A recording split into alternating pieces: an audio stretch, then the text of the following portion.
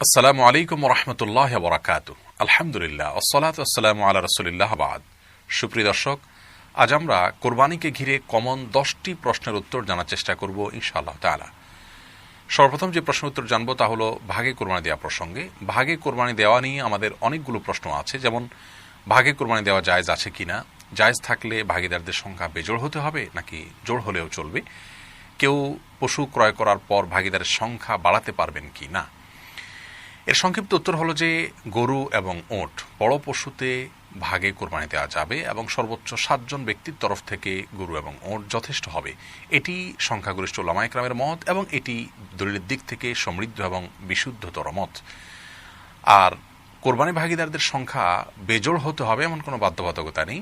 জোড় বেজোড় যে কোনো সংখ্যক ভাগীদার হতে পারবেন সর্বোচ্চ 7 পর্যন্ত। তবে একটি ভাগ একাধিক ব্যক্তি নিতে পারবেন না বা একাধিক ব্যক্তির তরফ থেকে একটি ভাগ হতে পারবে না।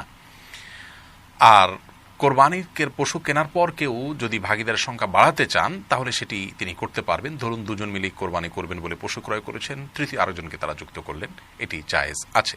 দ্বিতীয় প্রশ্ন হলো জবের সময় যাদের পক্ষ থেকে কোরবানি করা হচ্ছে তাদের নামের তালিকা পাঠ করা আবশ্যক কিনা। এর সরল এবং সহজ উত্তর হলো এটি জরুরি কিংবা আবশ্যক নয়। তবে যদি কেউ করতে পারেন তাহলে সেটি ভালো, মুস্তাহাব।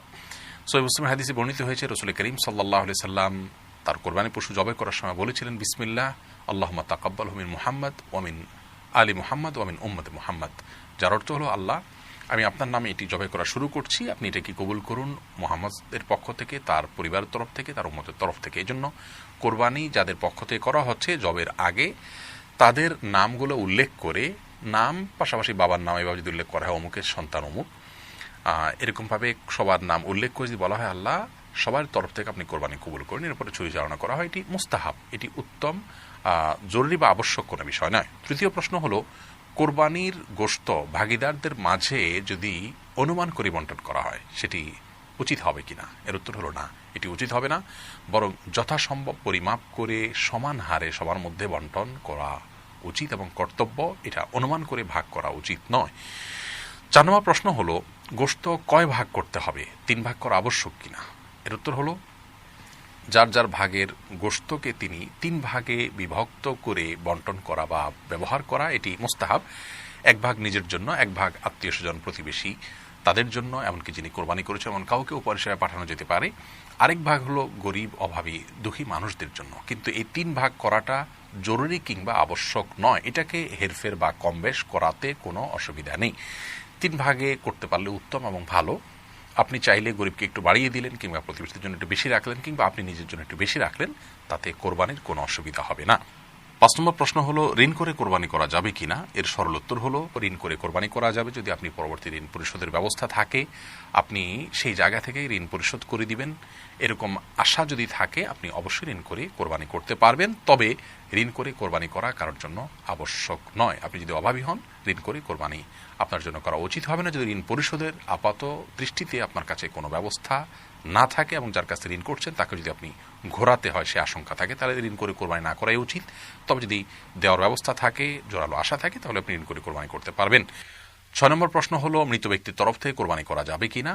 যদি যায় তাহলে তার গোশত বন্টনের পদ্ধতি কি হবে। এর উত্তর হলো মৃত ব্যক্তির তরফ থেকে কোরবানি করা যাবে। নবী করিম সাল্লাল্লাহু আলাইহি সাল্লামের তরফ থেকে আলী রাদিয়াল্লাহু তাআলা কোরবানি করেছেন। অতএব নিজের মা বাবা কিংবা অন্য কোনো আত্মীয় স্বজনের তরফ থেকে যারা মৃত্যুবরণ করেছেন তাদের তরফ থেকে আপনি কোরবানি করতে পারেন।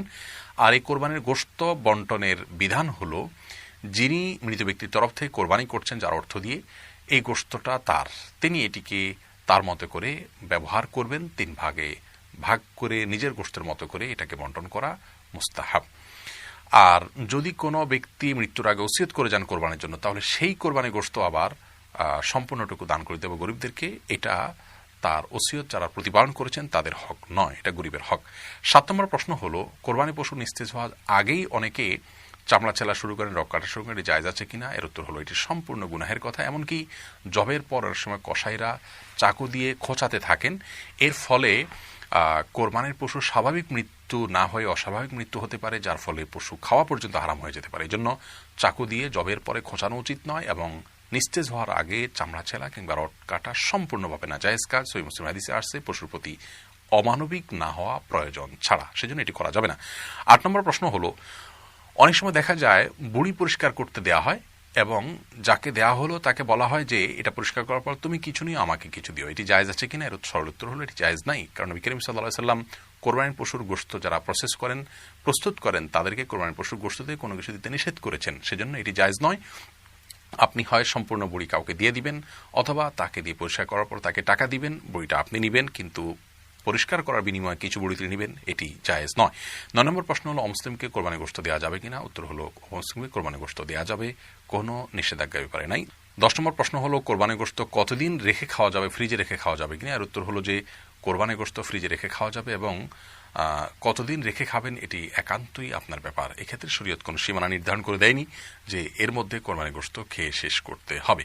আল্লাহ তাআলা আমাদের সকলকে প্রতিটি ইবাদত সঠিক এবং শুদ্ধ রূপে সম্পাদন করার তৌফিক দান করুন। আসসালামু আলাইকুম ওয়া রাহমাতুল্লাহি ওয়া বারাকাতুহু।